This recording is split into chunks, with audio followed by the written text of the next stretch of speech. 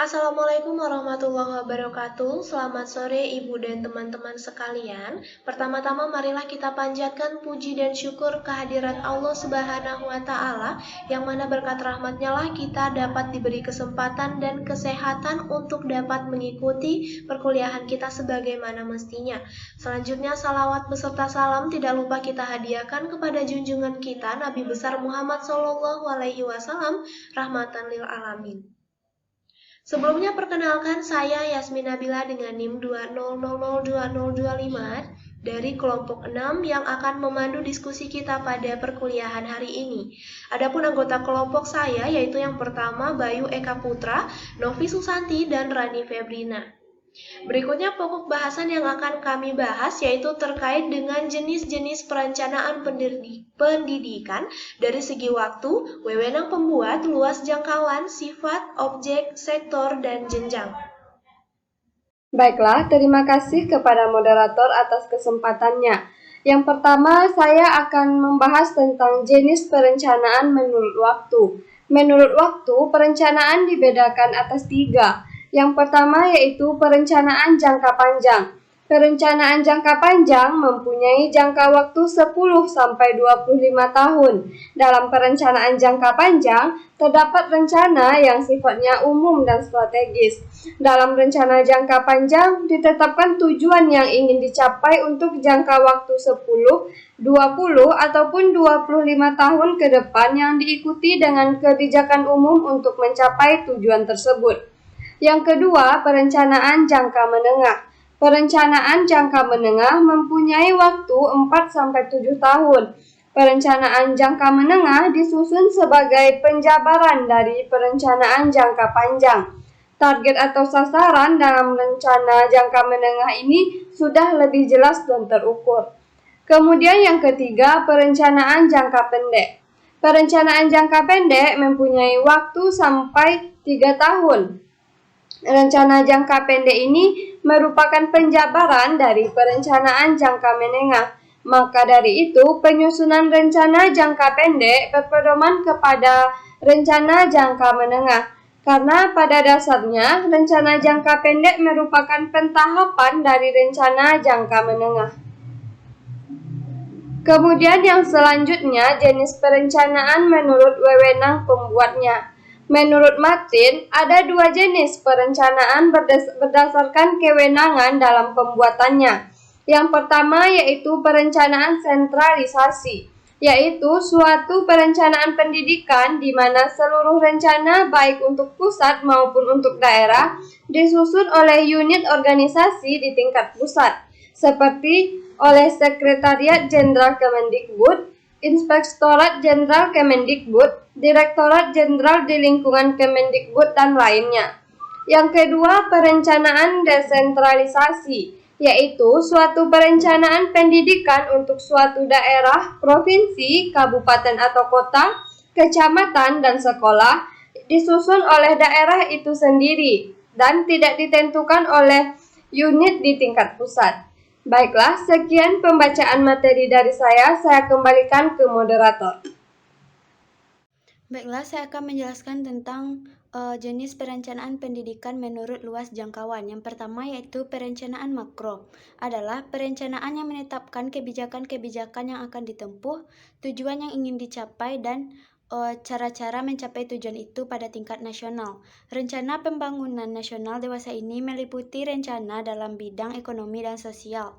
Dipandang dari sudut perencanaan makro, tujuan yang harus dicapai negara khususnya dalam bidang peningkatan sumber daya manusia adalah pengembangan sistem pendidikan untuk menghasilkan lembaga atau tenaga pembangunan. Yang kedua yaitu perencanaan meso, adalah kebijaksanaan yang telah ditetapkan pada tingkat makro, kemudian dijabarkan ke dalam program-program yang berskala kecil. Pada tingkatannya, perencanaan sudah lebih bersifat operasional, disesuaikan dengan departemen dan unit-unit. Yang ketiga yaitu perencanaan mikro, adalah perencanaan pada tingkat institusional dan merupakan penjabaran dari perencanaan tingkat meso, khususnya dari lembaga mendapatkan perhatian, namun tidak boleh bertentangan dengan apa yang telah ditetapkan dalam perencanaan makro ataupun meso. Berikutnya jenis pendidikan menurut sifat. Yang pertama yaitu perencanaan strategik.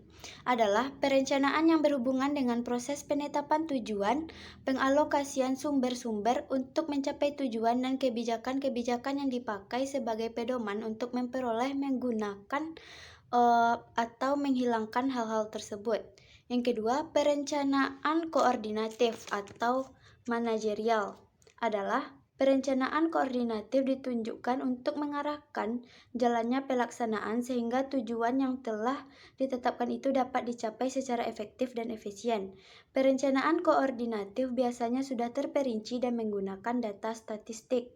Yang ketiga, perencanaan operasional adalah perencanaan operasional memusatkan perhatian pada apa yang akan dikerjakan pada tingkat pelaksanaan di lapangan dari suatu rencana strategi untuk jangka waktu pendek dan untuk pelaksanaan tugas-tugas yang spesifik dalam rangka pencapaian tujuan yang sudah pasti. Baiklah, saya akan melanjutkan materi selanjutnya yaitu menurut objek. Menurut Martin 2013, perencanaan berdasarkan sifat yang melekat pada objek ada dua, yaitu perencanaan kuantitatif. Perencanaan kuantitatif yaitu jika dalam perencanaan itu target-target yang ingin dicapai ditetapkan secara tegas jumlahnya, misalnya akan meningkatkan jumlah siswa baru di sekolah dasar di masa depan, akan mengangkat jumlah guru SD untuk mencukupi kebutuhan, akan membangun jumlah ruang kelas SMP yang dibutuhkan untuk tahun depan, dan lain sebagainya. Yang kedua itu perencanaan kualitatif. Perencanaan kualitatif yaitu perencanaan yang berkaitan dengan pencapaian mutu, di mana target-targetnya bukanlah berupa jumlah tetapi berupa mutu. Misalnya tahun depan akan meningkatkan prestasi belajar siswa untuk semua mata pelajaran yang diujikan secara nasional, dan meningkatkan guru SD dalam penguasaan materi pelajaran melalui program pendidikan dan latihan dan tugas mengajar dan lain sebagainya. Selanjutnya, menurut sektor. Berdasarkan sektor, perencanaan dibagi menjadi 3 macam. Yang pertama yaitu proses penyusunan perencanaan berskala nasional sebagai konsensus dan komitmen seluruh rakyat dan terarah, terpadu, menyeluruh untuk mencapai masyarakat adil dan makmur. Yang kedua yaitu perencanaan regional, sering juga disebut dengan perencanaan daerah atau wilayah, di antaranya Propoda dan perencanaan pendidikan di tingkat provinsi, kabupaten atau kota. Selanjutnya yaitu perencanaan tata ruang, merupakan perencanaan yang mengupayakan pemanfaatan fungsi kawasan tertentu, mengembangkan secara seimbang baik secara ekologis, geografis maupun demografis. Mungkin sekian materi dari saya kembalikan kepada moderator. Berikutnya pokok bahasan yang akan kita bahas yaitu jenis-jenis perencanaan pendidikan menurut jenjang. Menurut Martin tahun 2013, perencanaan pendidikan berdasarkan tingkatannya terbagi menjadi 3 jenis, yaitu yang pertama perencanaan strategis. Perencanaan strategis adalah berbagai upaya yang dilakukan untuk mempersiapkan seperangkat keputusan di masa yang akan datang yang mempengaruhi keseluruhan kegiatan yang dilaksanakan oleh suatu organisasi. Berikutnya perencanaan taktis, yaitu upaya dalam mempersiapkan berbagai keputusan untuk kegiatan-kegiatan jangka pendek, terutama dalam mengalokasikan berbagai sumber yang diperlukan dalam pencapaian tujuan. Berikutnya adalah perencanaan teknis. Perencanaan teknis adalah upaya yang dilakukan untuk mempersiapkan berbagai keputusan yang akan dilaksanakan, terutama dalam jangka waktu yang pendek dan untuk pelaksanaan tugas-tugas yang spesifik dalam rangka pencapaian tujuan yang sudah ditentukan. Baiklah Ibu dan teman-teman sekalian, demikianlah penyampaian dan pembahasan materi dari kelompok kami. Lebih dan kurangnya kami mohon maaf. Saya akhiri, wabillahi taufik wal hidayah. Wassalamualaikum warahmatullahi wabarakatuh.